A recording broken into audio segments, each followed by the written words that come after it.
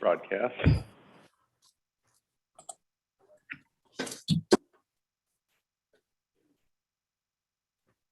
Gears are turning. Okay, looks like it's going.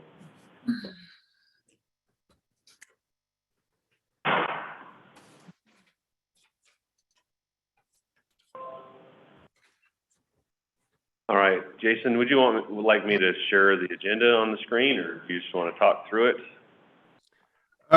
It's up to you, Roger. I'm okay either way. Can you hear me? I should make sure of that first. Okay, good. And does item number 3, are we okay with the majority to go forward with it?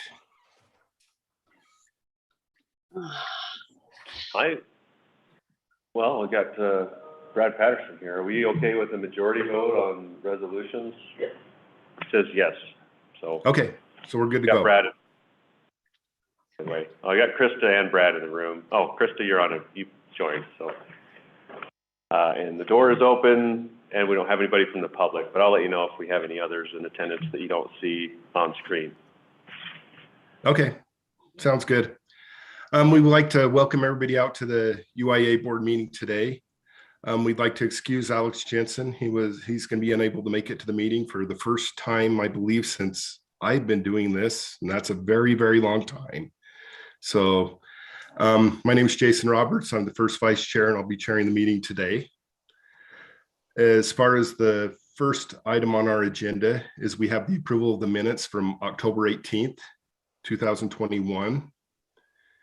I would entertain a motion on that. Move we approve the minutes of October 18th. Okay, we have a motion from Kyle. Yes, I did, Val.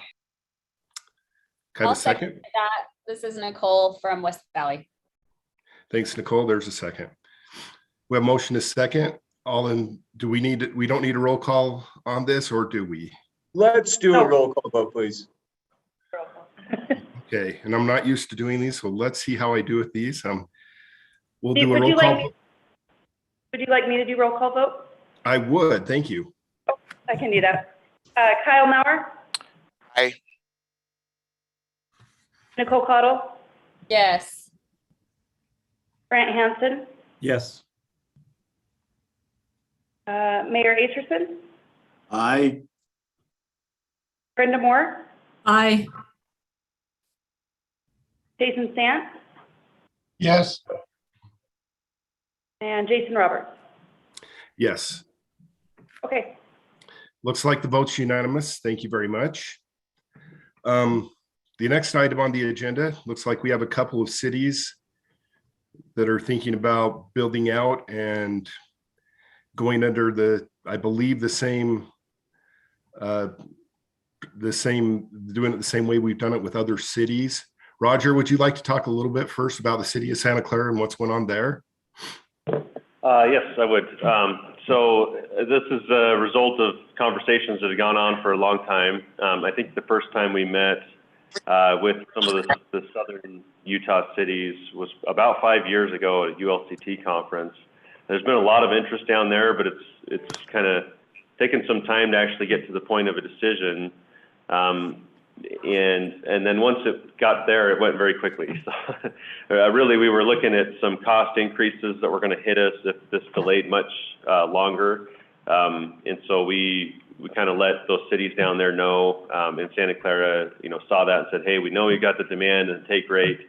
Let's move forward with this." From our perspective, it's really the same exact structure as we've had in other cities recently. So I think it was the Morgan model was really the first time we put this together. And maybe I shouldn't say exact. There's been a little bit of change here and there as far as franchise versus sales tax backstop to the guarantee that we ask of the cities between these different things. And so that's varied with West Point. I think we did both on that one. Clearfield was the next one that come in under the same sort of partnership model. Pleasant Grove, Syracuse, and now this will be the next one after that. So those are all largely the same structure with them kind of deciding what the form of the backstop on the first phase of the project would look like. Other than the structure, I mean, it looks just like everything else. We say, well, anything else look different for Santa Clara? An obvious question would be geographically, it's a little ways away. It takes a couple extra hours to drive down there. But we do actually have customers and connections in St. George already that we maintain. So we are already kind of in the process of having to deal with maintenance, in fact, all the way down into Las Vegas on a backbone route. We provide connections to the Utah Education and Telehealth Network, and that's a backbone that we originally got that in place like 15 years ago or so with related to a UDOT obligation and a trade. So anyways, we've actually been down there in the area for quite a while, but we have not had a full-time technician, and so this will require us to have at least one full-time technician in the area for the maintenance. Obviously, there's going to be a lot of people working in the city during the construction and installation phase, but that's contracted out, and then we'll have one of works out of that area and comes up north every once in a while. Other than that, it looks just like the others. So that's Santa Clara. And we'll talk about Cedar Hills in just a little bit. We got 2 of them on the plate today. Okay. Thanks, Roger. I understand we have somebody from Santa Clara on this call with us. Would you like to speak on your thoughts on this partnership moving forward? Jarrett. Yeah, for sure. We also have our city manager, Brock Jacobson, on the call. Well, either one then. Yeah, we're just super excited, to be honest. It's been a long process, like Roger said.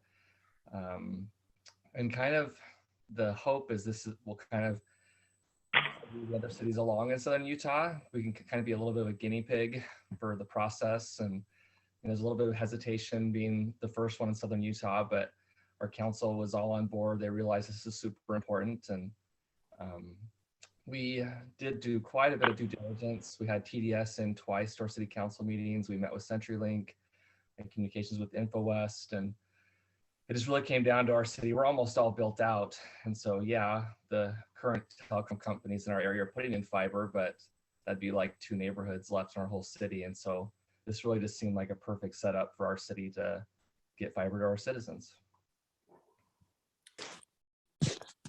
Very good. Well, that's exciting for us to hear. And it sounds like a good partnership for both sides to me personally.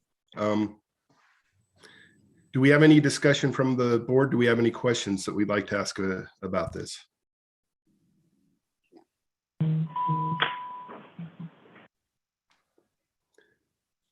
If not, I would entertain a motion.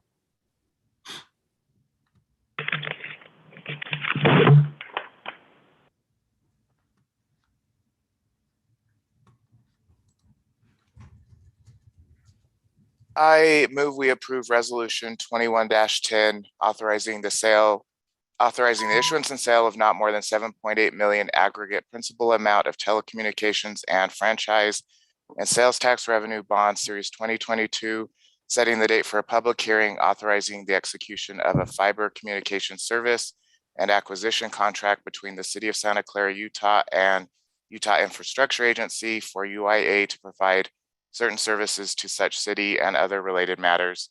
This is Kyle at Midvale. Okay, so we have a motion from Kyle. Do we have a second? I'll second that. Jason Sant, West Payson City, sorry. And we have a second from Jason. We'll need a roll call vote for that. Krista, would you mind doing that? Sure. Kyle Mauer, Aye. Brenda Moore, Aye. Nicole Cottle, Yes. Grant Hansen, Yes. Mayor Akerson, Aye. Jason Sant, Yes. and Jason Roberts. Yes. Unanimous. The vote was unanimous. That's good. And we're excited to get going on this project with the city of Santa Clara. So moving forward to number 4 on the agenda, very similar to number 3, but I'll let Roger once again speak to Cedar Hills, and they were wanting it to enter into a similar agreement with Cedar Hills. Yeah, so repeat, just remember everything I said about Santa Clara, except it's not in southern Utah. A couple of things that make Cedar Hills unique. They actually are a founding member of Utopia. That doesn't really affect the structure and partnership with UIA, but it's something of note.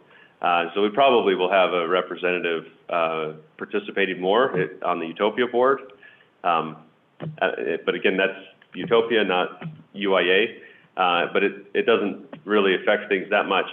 From our perspective, it makes a lot of sense to do Cedar Hills. I think it's kind of a win. Pleasant Grove and Cedar Hills it's kind of like intermingled really weird at the north end of town. And so having both of those city projects approved makes it a lot easier to design and build both cities. And so that was nice to have to do that, because otherwise we would have been crossing over into Cedar Hills a whole bunch of times in order to get to parts of Pleasant Grove. So it was good to get that nailed down. In their city council meeting, they did make a comment at one point that this was a decision that's been long coming, because as a founding member of Utopia, that means they've been working on this decision to backstop a bond for 20 years almost. But they were very supportive. We do have Chandler here from Cedar Hills. So generally it's like, from our perspective, it looks good on both sides in the partnership. It's a similar structure as we talked about, and it's right here in our neighborhood, so that'll be especially easy there. It is a little bit more expensive on a per household basis than we've run into, just because they have more rock. They're up against the mountain a little bit more. But overall, it looked pretty good. And it was a little bit similar in the sense that Santa Clara, where we kind of put out a notice a little bit that it's not dramatically more expensive, but we have cost increases coming in as we see materials and labor and things like that increasing. That we're still on the front end of that in the fiber construction. So moving now would be a lot better than moving a year or 2 years from now. And I think that brought a little bit of urgency, which was good. We're not trying to impose that on cities at all, but it's just what the industry is facing. So it seemed like good timing. We had some good meetings with the city. They did a thorough vetting process, so they actually had a broadband committee that's had us in for interviews and interviewed several other providers before ultimately approving an agreement with us. So Chandler, do you want to make any comment about the attitude and how? Roger, you also have the mayor on, Mayor Anderson. Oh, yeah, great. The mayor wants to speak. I'm seeing all my boxes here. Oh, I'm there happy you to are. let Chandler speak. Chandler's a better spokesperson than I am on this topic. Sorry, I missed your box. I see you now. So, Mayor, if you want to speak to it, or either one of you. I think she's asking me to. I'm happy to speak to it. No, as a city, Roger, you're right. This has been a long time coming. I know that there's a lot of clamor in our area for better internet providers. I think that survey that Utopia did about a year and a half ago demonstrated that pretty clearly. From our council's perspective, there's a lot of support, and from our community, there has been widespread support. So we're really excited about getting this thing moving forward. Yeah, so we're really looking forward to what this brings to the table for Cedar Hills. Thank you. Okay, thank you very much, Chandler, for that. And yeah, I think same thing. We're probably pretty excited. I'm personally pretty excited about that. Do we have any questions or discussion from board members?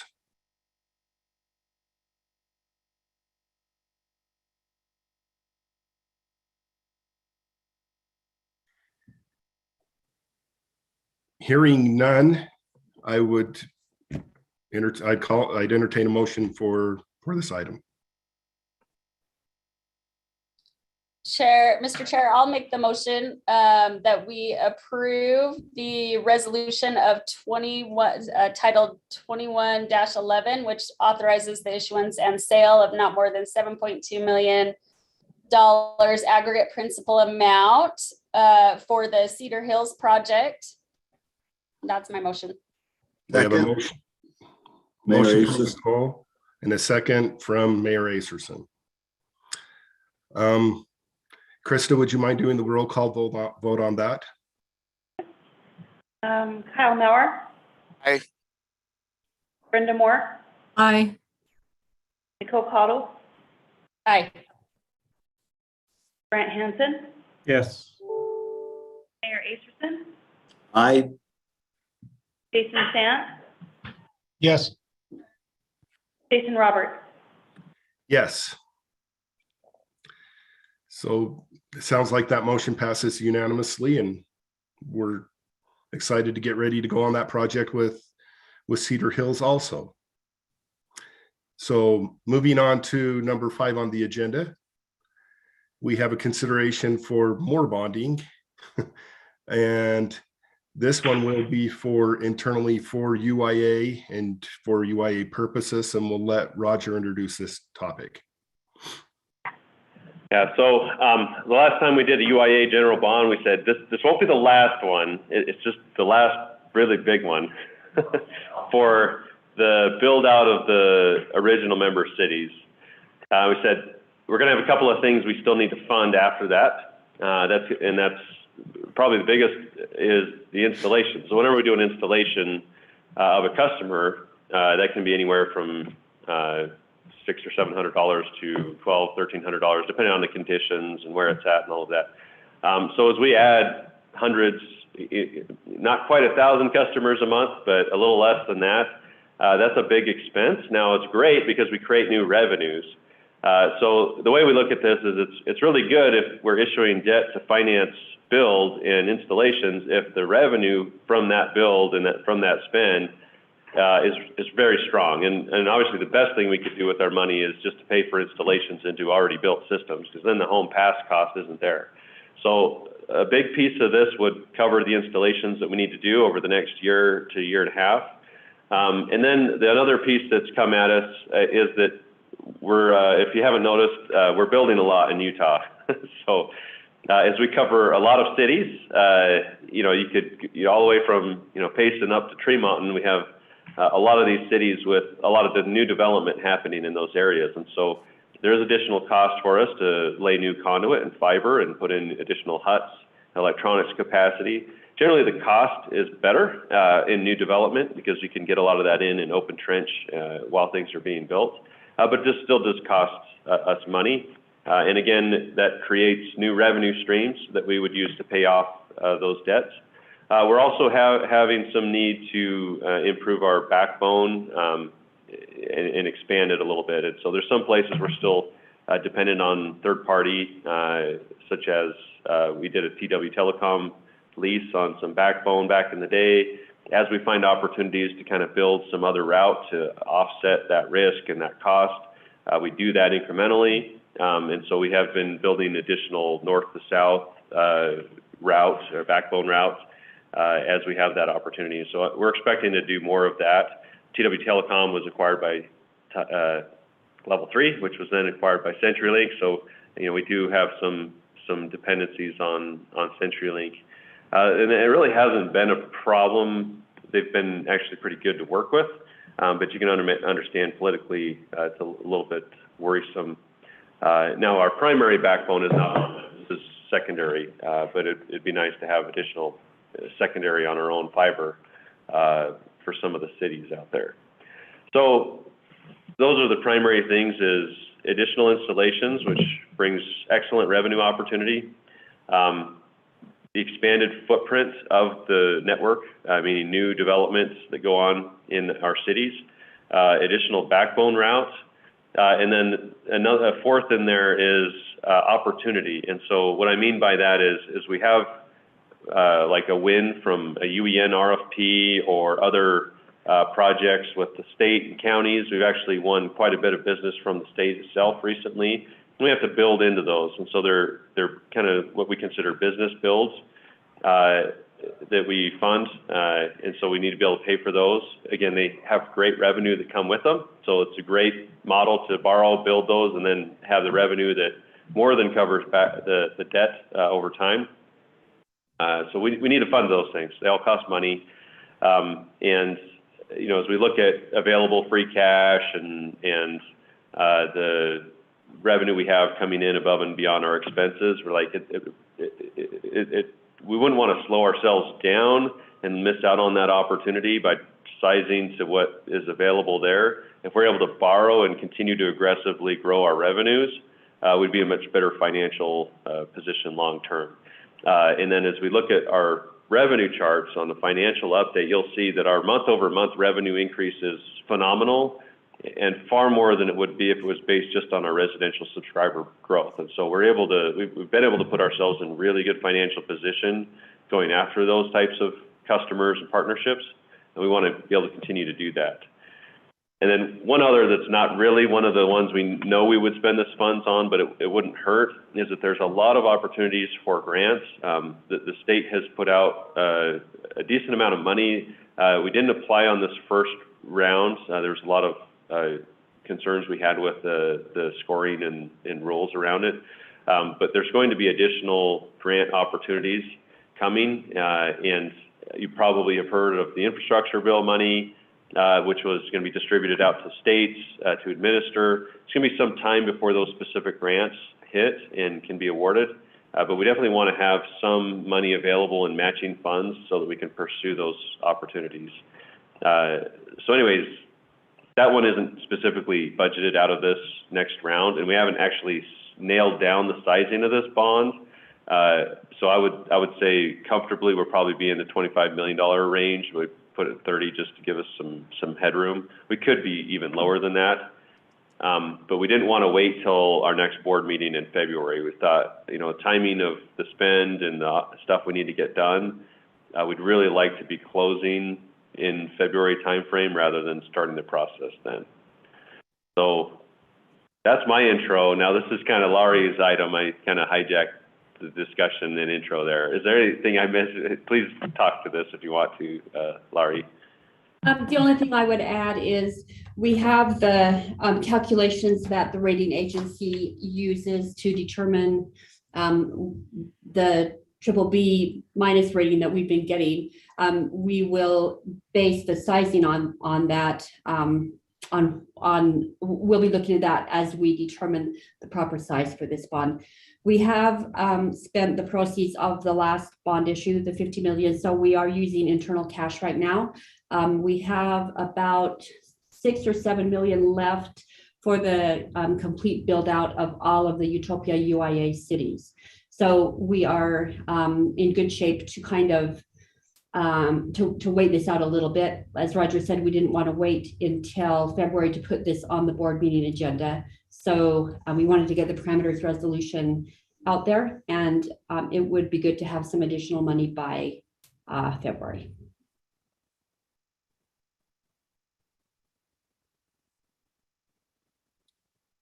Okay. Is that all from staff? Yep. Okay. If so, any questions or comments from the board? Just one, and I apologize since I'm fairly new on the board, so I haven't been involved with the other issuances. What is the pledge on these bonds? The pledge is service fee revenue. Okay. And we have Yeah, so this doesn't fall back to the cities at all. no pledge from the cities. Nice, we don't have to go back to your city councils for any sort of vote or anything. We wouldn't do that to you.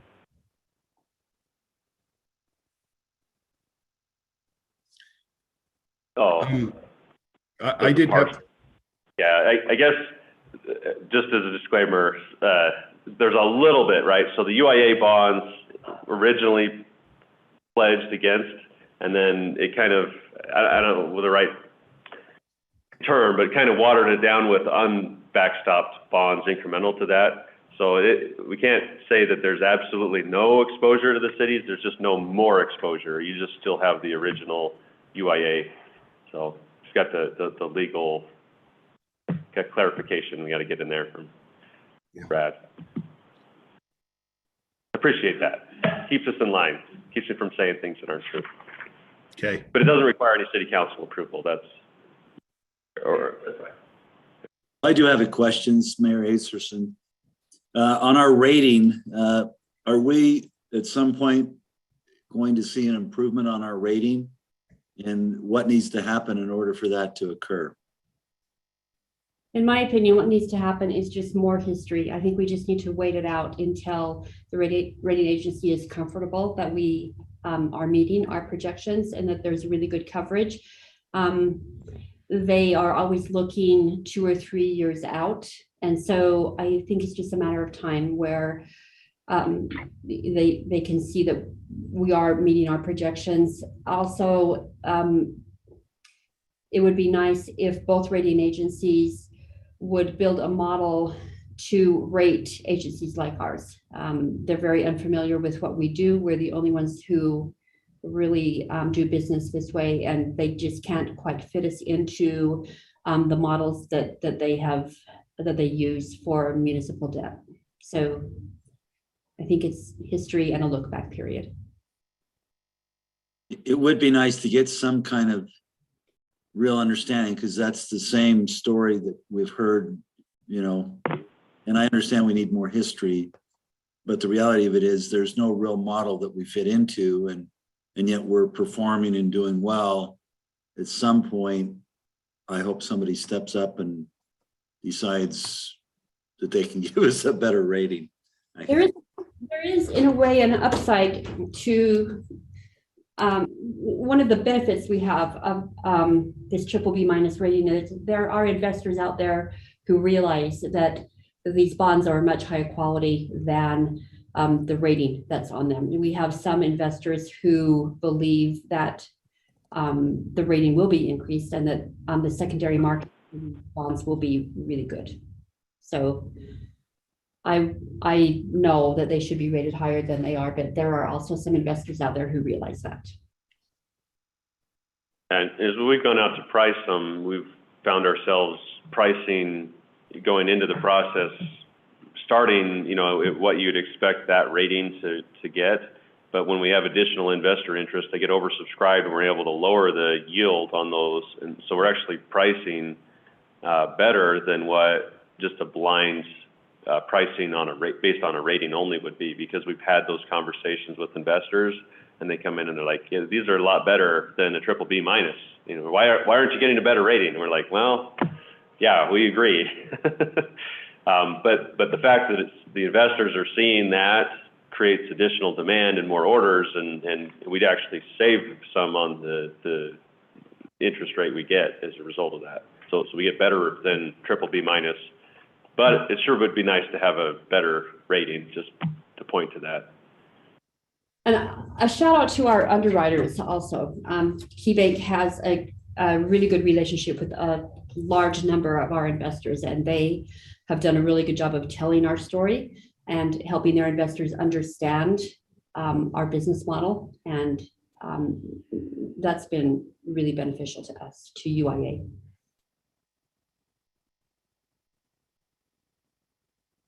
Thank you. Any other questions or comments from the board?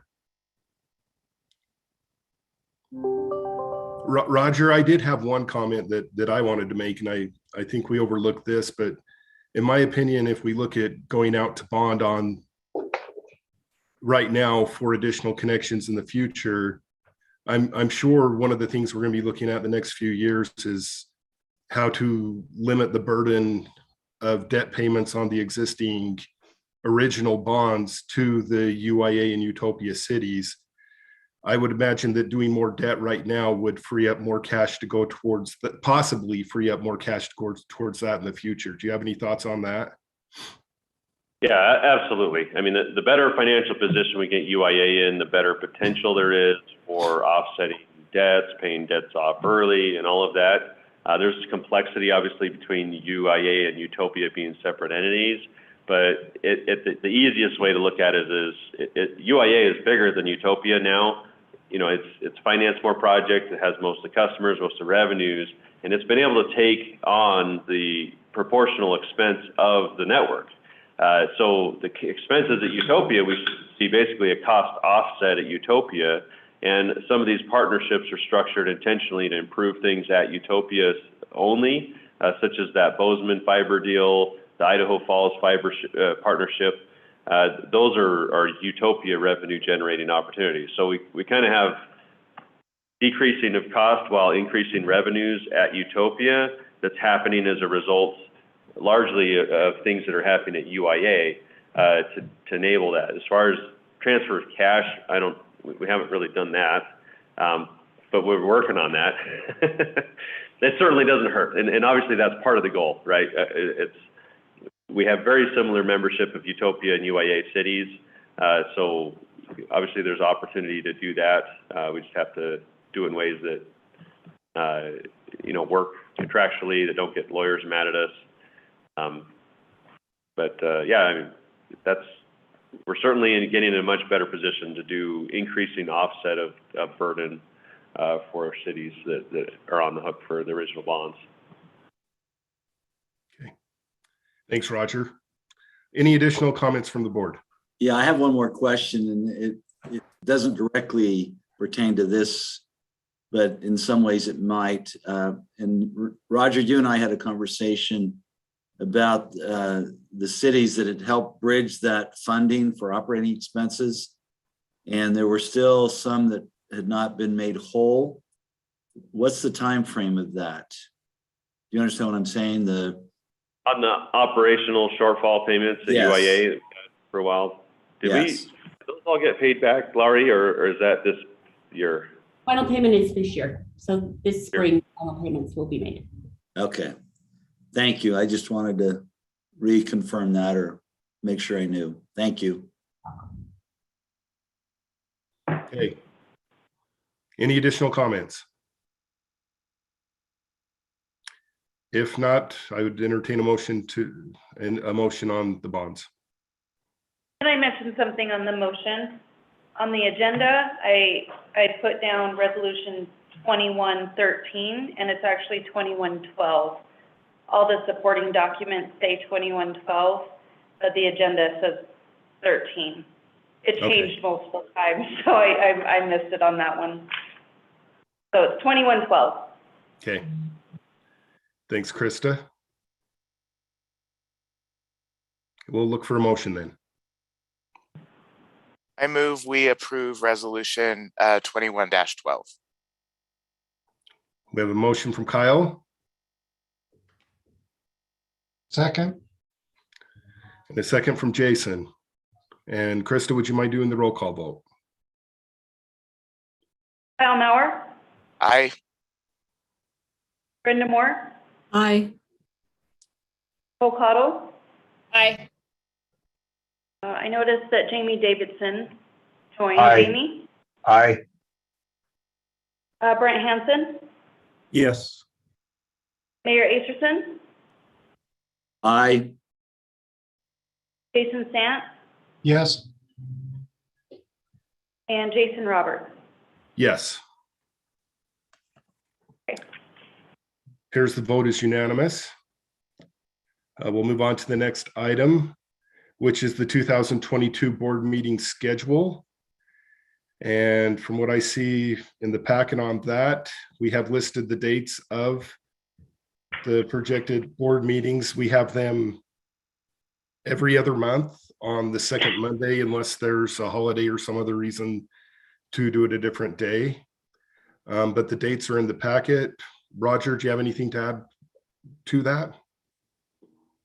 No, just that, generally we aim for the second Monday of each month, unless there's a holiday. So that's why October is an exception. But if anybody has any reason to not want to do those dates, February 14th, April 11th, June 11th, August 8th, October 17th, and December 12th. Okay. Oh, did I? That's a special. Oh, yeah, there was a special meeting in January. But the normal scheduled meetings are in the packet there. Okay. Do we have any questions or comments from the board?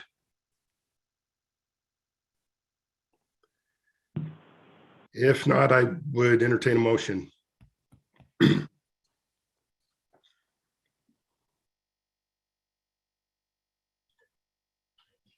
I'd make a motion that we approve the 2022 meeting dates.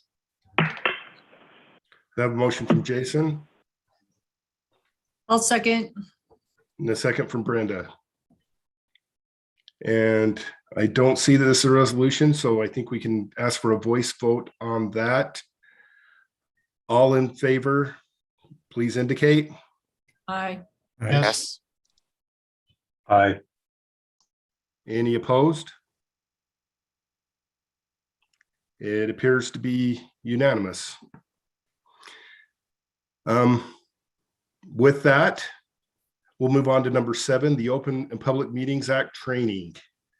So Josh, we'll turn the time over to you. All right, thank you. I will try to be brief on this. I know this is something that we all are familiar with.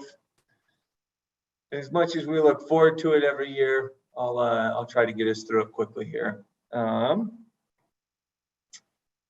see. Get my video off. Sit back for this part. Okay, so as we all know, the legislature has required that we go through an Open Meetings Act training on an annual basis. I like to use this as an opportunity to go through and just look at some of the updates that have taken place over the preceding year. The legislature loves to get in and make changes, keep us on our toes. Fortunately, this year there weren't a lot of substantive changes, not a lot that governs the way that meetings are conducted. There were a few questions relating to kind of notice matters, some things dealing with electronic meetings and the conduct there, but all of those were things that were already consistent with practices that we're seeing at Utopia. One kind of curious change that came from the legislature this year was a clarification that made it clear that when you're in a closed meeting, you can't actually hold a vote to end the closed meeting. Kind of just a technical change, but one that came nonetheless. Without any big changes, I'll just run through kind of a quick overview of the act. Again, I recognize these are things that are familiar to all of us, but I think the reminders are helpful from time to time. I like to always start with just the declaration of public policy on the act. The legislature wants things to be done in open, in public view. So when we're taking actions, those need to be done openly. And when there's deliberations on those actions, those need to be conducted openly as well. When we're thinking about the Open Meeting Act, the obvious question to start with is, what is a meeting? It's the convening of a public body or a specified body with a quorum present for the purpose of discussing, receiving comments, or acting upon a matter. Utopia as an interlocal entity definitely falls within the definition of a public body, and so all of our meetings are conducted in accordance with the Open Meeting Act. When there is a meeting that's happening, the default is that that meeting is going to be an open meeting. There are a handful of situations when a closed meeting is appropriate, but those require special process and requirements that have to be satisfied before you can go into a closed session. Those requirements are stated in the slide there. It requires that there's a quorum present and there's a 2/3 vote to close the meeting. And the closed meeting can only be held for those specified reasons stated in statute. A handful of those, the most common ones, are discussion of the character, professional competence, or physical or mental health of an individual, strategy sessions involving litigation, strategy sessions dealing with the purchase, exchange, or lease of real property, discussion regarding security personnel or systems, and then investigative proceedings regarding allegations of criminal misconduct. Outside of that, and then a handful of other kind of more unique situations, we're dealing with an open meeting. I always like to include a reminder here when we're talking about open meetings and having open deliberations on things, is a reminder not to be doing kind of a secondary meeting by electronic means while an open meeting is happening.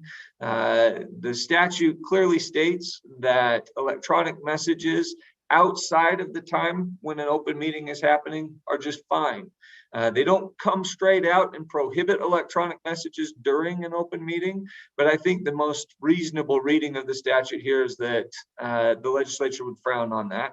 And so I always encourage members of public bodies to conduct everything in the open. If you have something that needs to be said, make sure you say it for the public to hear and not in kind of offline channels while the meeting is also happening.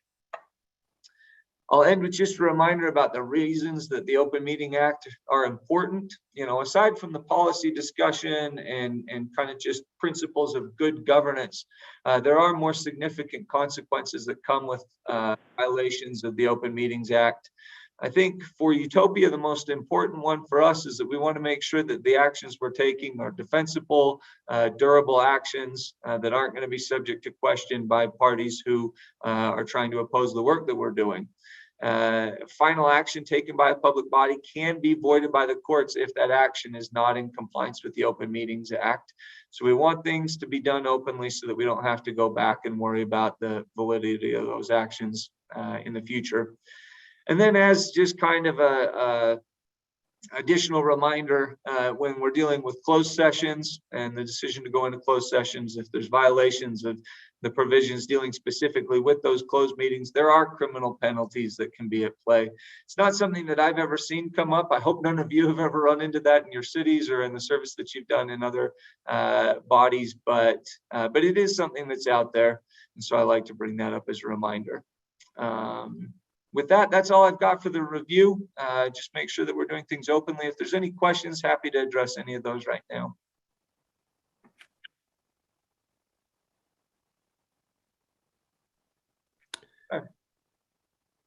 Okay.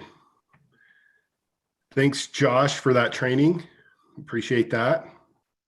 We'll move on to the next item then, number 8, the UIA financial update, and we'll turn the time over to Lori for that.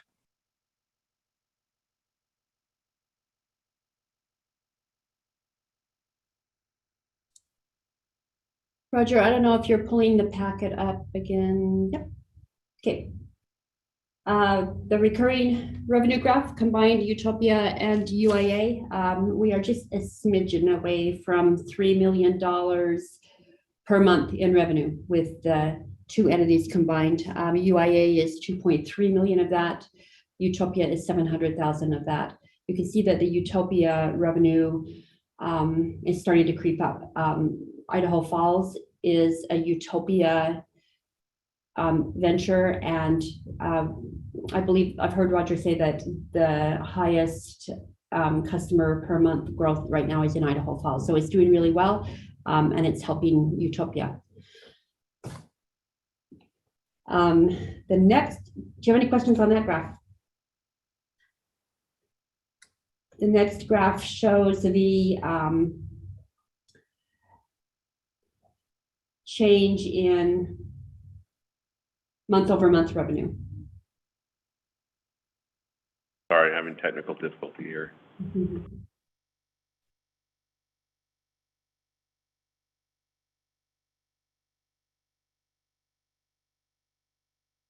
Let me try that again here. No. Oh, thank you. This is the 12-month moving average of the month-over-month increase for UIA Utopia. It's still over $40,000 per month. One of the reasons that it varies is especially we still have some customers that are opting to prepay.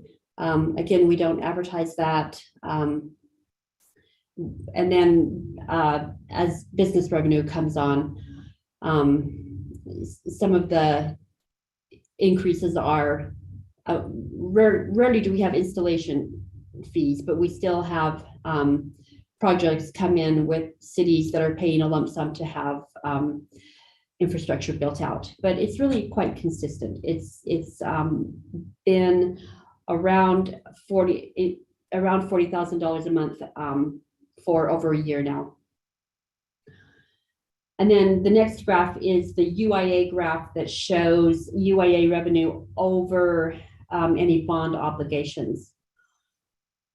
And this graph, UIA revenue is about 2.3 million a month, and you can see that the gap is widening between our revenue and all of our bond obligations. A lot of these are still in the capitalized interest period, which means that we are able to bank money. That's one of the reasons that we've been able to continue paying for installations and construction while we are waiting for additional bond revenues coming in. Several of these loans are out of the capitalized interest period, and we are paying interest on those, but the picture looks good. It's another reason that I think we'll be just fine on our rating if we go out for additional money. The most recent one was Syracuse, so we will be adding Santa Clara and Cedar Hills to the little dotted lines there, showing our monthly debt obligations. And then typically you would see the auditors here in the December meeting. Through no fault of their own, we aren't done yet. We are still working on fixed assets for UIA. I can tell you that net position for UIA, if you remember, last year is the first year that we had a net position deficit. It was a deficit of about $1 million. This year, preliminarily, that deficit will be increased by about 1.5 million, resulting in a $2.5 million net deficit. Our net revenue is 17.5 million, and that's in comparison to net revenue for 2020 of 13.5 million. So net revenue has increased by about 4 million. Interest expense is about 10 million this year. That's 2 million higher than last year. As we take on more debt, we have more interest expense. And then right now, preliminarily, I have left depreciation expense at 9 million. That's what it was in fiscal year 2020. We are changing the life of the fiber and conduit from a useful life estimate of 25 years to hopefully 50. I'm still getting enough support for life for conduit and fiber that we'll have no problem with that with the auditors. So a net position of negative 2.5 million. With the increase in revenue that we're seeing and with a modification to depreciation, keep in mind that we're adding about $35 to $40 million in fixed assets every year. So it's going to be a struggle to keep that depreciation expense number lower. But this is still a net position deficit that we could grow ourselves out of. I mean, with net revenue increasing 4 million for fiscal year 2021, it's possible that we can work our way out of a net deficit position by 2022. So I expect that the audit reports will be finished and issued by December 31. We will send those out to you when they're issued, and we'll have the auditors here at the next meeting. We have had some changes in our staff. Jess Rudd, who has been our treasurer for about 5 years, has retired. We have posted the job internally, and we haven't made an offer yet, but we plan on filling that position internally. Any questions from anybody?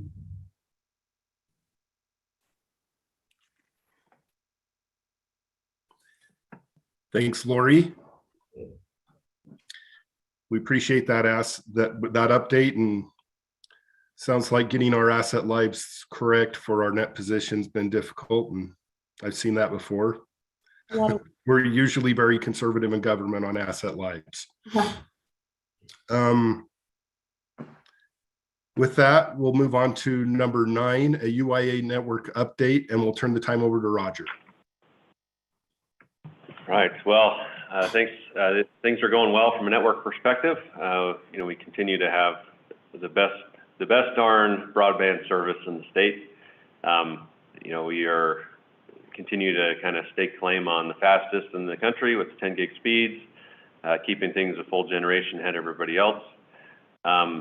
We are working on a form of award that we'd like to go around with the cities soon, so we're still working on that. But basically, it'd be like, you are a 10 gig certified city type of a thing. And the build out of the network is nearing completion. So we still have a little bit left in West Valley City and Orem and Murray.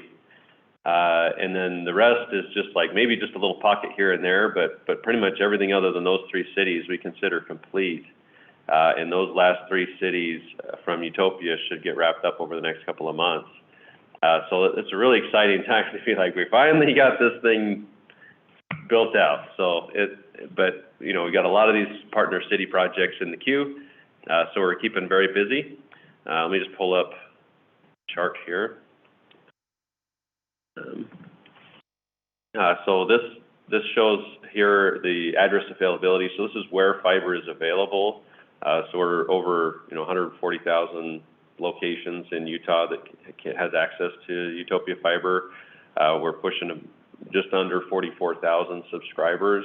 The term subscriber is really a location with active service. Sometimes we have a subscriber that may have hundreds of locations like the school system, but that's what that term is just a location with paid service with Utopia. This chart at the top right, the address availability by city is kind of a representation of the build. So when more addresses become available for service, that means that we just built a whole bunch of stuff in that city. So you kind of see timing of when things took off and grew as we built in different areas. We're not building the Idaho Falls one, so they don't show up on that one. That city's building it, but we do have the subscribers in that. That's where you can see the red line here showing up as subscribers. It's growing very, very fast in that city. Bozeman will come on there as well soon. And then we'll have Pleasant Grove and Syracuse coming on to these very soon. Clearfield is the newest one that isn't yet to the threshold that we need it to for covering its bond expenses, but we still have another almost a year, I believe it's October, I think that one kicks in. It is trending ahead of where it needs to. So everything looks great in Clearfield and things are good. This is just the one summary page of the report. Oh, residential take rates are always good to see too. So you see take rates jump around a little bit. We had a reporting correction and we changed different systems, and so there's a little bump here about a year ago, I guess, in take rates. But they continue to increase. The subscribers in every city certainly increases. We have sometimes where it might dip down where maybe a couple hundred parcels get approved in a cycle and the maps and county records update. So things might jump around a little bit, but there's definitely consistent growth in subscribers across the board. People aren't leaving the system, so we always watch that carefully. Like, is there some other competitive option? Is there some thing that's happening to where we're not the best option out there? I think there's still certainly opportunity to encourage people to get off of other systems to Utopia. There's kind of that inertia that we're always up against of getting someone to switch. But once they do switch to Utopia, we're keeping them. Our churn rate is incredibly low, and that's all good. We just keep adding customers, increasing our revenues, which enables us to reinvest back in the system, lower the cost of services, or maintain the cost of services. We haven't had a rate increase for a long time, and obviously costs have gone up, as a result of inflation. Materials, labor have all gone up, but we don't forecast any increase in cost of services. So that's good that we're able to hold that line and actually be in better financial position, not worsening. So anyways, that's some of the high level stats and charts. We'll send out a full board report, a subscriber report soon, so you have these charts, because we have these charts for each individual city, so you can see where your cities are at. We'll get those out soon. But yeah, it's all good. I mean, I don't want to pretend that like we don't have day-to-day challenges, but when we step back and see how things are going, we're getting customers, revenues are good. The reputation is good. I think more and more as people have become more reliant on broadband, it's been very, very helpful for us because that pushes people away from oversubscribed networks or unreliable networks, and they favor Utopia. So we're not taking that for granted. We're constantly, vigilant in avoiding outages, improving our systems, keeping an eye out for social media posts that somebody's complaining about something or a review that's bad. We look at every single review to make sure we're taking care of people's problems. So we're, not taking it for granted that things look good at a high level, but at a granular level, we're trying to make sure your residents and your businesses are happy, that the cities themselves are happy, getting good quality services, that we're meeting that demand. So anyways, that's my summary, my update. Any questions you guys have for me? Roger, this is Nicole. I just wanted to tell you and the staff how much we appreciate you here at West Valley. We know and watch how hard you work, and we've kind of been in it together for a long time here, but so thankful for all the effort that you've put forth and the really great and wonderful growth and success that we're starting to see. It is actually a real pleasure for me personally, because I legislatively dealt with Utopia in the early and really hard days, and had a lot of conversation about whether this was a good thing or a good idea or a good plan, and about UIA. And so to have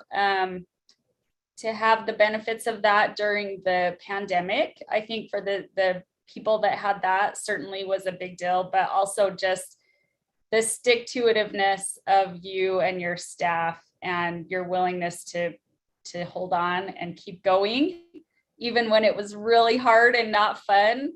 And still, I know it's really hard, and some days maybe not also fun, but just thank you so much for that. Thank you for believing in this system, and thank you for all your hard work. I think that we should take a pause and look back at all these years, and thank goodness that we did this. Thank goodness that you all are there to do the heavy lifting and to continue to facilitate this. And for my community, for the people that live in my community, this is a great equalizer for them. And to make sure as we go forward and see access for each of them, it's one of the very few things that we as a local government have the ability to really assist our residents with. And we really appreciate it. So thank you, and thanks to all the staff for all the hard work. Thank you for all the things that go on behind the scenes. I know it's a lot. It's a lot to even get these 3 resolutions we had on the agenda done and ready, and get all of those things ready to go to market. So appreciate you very much, and thank you for all you do.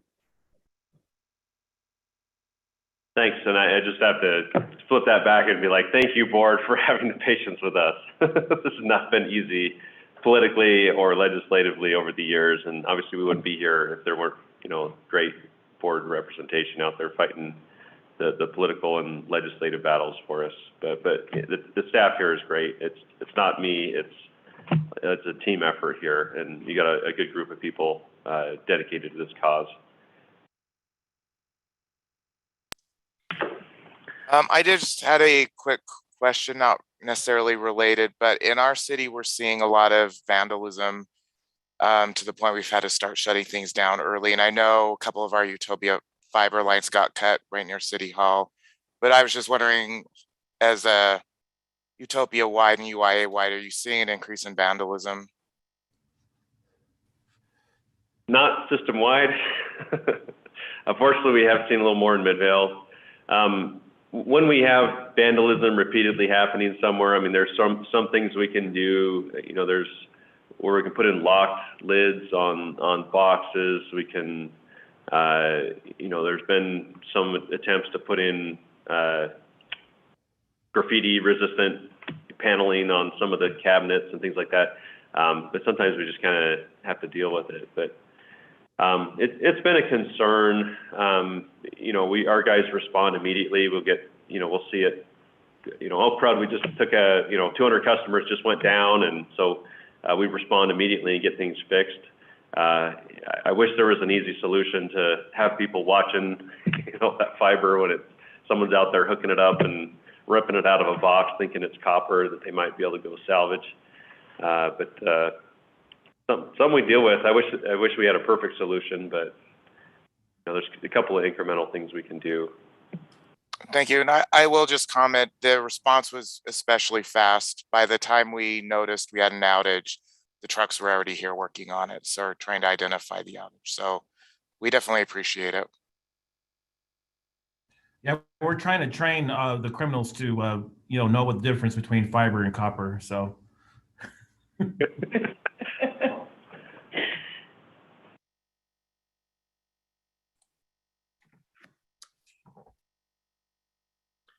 Any I additional? don't have Sorry. Any additional comments from the board? I'd just like to echo some of Nicole's comments. I know the past 13 years I've been involved with Utopia. It's been an interesting ride. I'm actually quite happy that we aren't quite built out to all the cities yet. I'd really like Alex to speak about how he feels about that, because I know he has really driven a lot of the movement on there. But to me, that's the most important milestone we will have accomplished since the beginning of Utopia, is the build out of the original cities, and really, really excited to see that happen. So thanks, staff, for all your hard work. With that, that's the last item of our agenda. We just would need a motion to adjourn.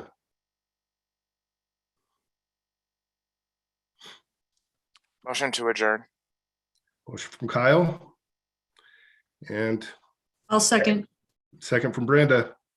Okay, sounds good. Thanks, everybody. Have a Merry Christmas and Happy Holidays. Good to see everyone, and look forward to seeing you next year.